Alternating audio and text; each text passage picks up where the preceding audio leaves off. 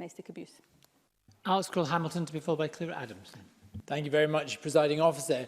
I have this morning taken receipt of the first batch of Freedom of Information requests from local authorities around teachers who've spent lockdown shielding and are expected to return to work this week. There are 151 of them in North Ayrshire, 134 in Glasgow. Those numbers paint a picture of thousands of teachers and thousands more pupils in the most vulnerable categories expected to return to the school environment with COVID still at large. For secondary teachers and pupils at the upper end of the school, their anxiety will be all the more acute. The First Minister told Willie Rennie that she expects outbreaks of schools to take place. So what reassurance can she give those groups that they are safe to be there? And what particular measures will she ask schools to employ to keep them safe? First Minister.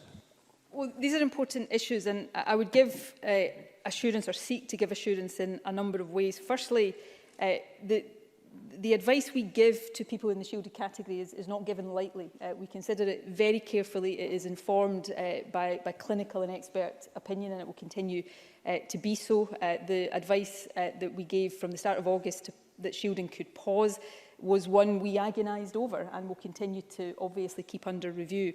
In terms of the position in schools, well, so before I go on to schools, we have produced workplace guidance for people who were in the shielded category and employers to make sure that the right considerations are taken into account to make workplaces safe.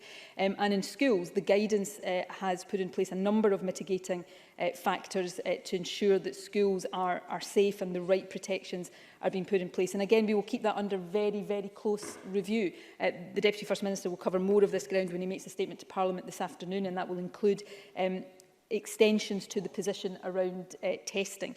We will not hesitate to change the advice and the guidance we give to people in the shielded category if we think that is necessary. We've all got a responsibility to help ensure it's not necessary by keeping the virus under control. And of course, we are seeking to develop on an ongoing basis the range of information we give to people so that they are better able to assess their own risks in the particular areas they live in. So these are issues that will be under review on literally a daily basis.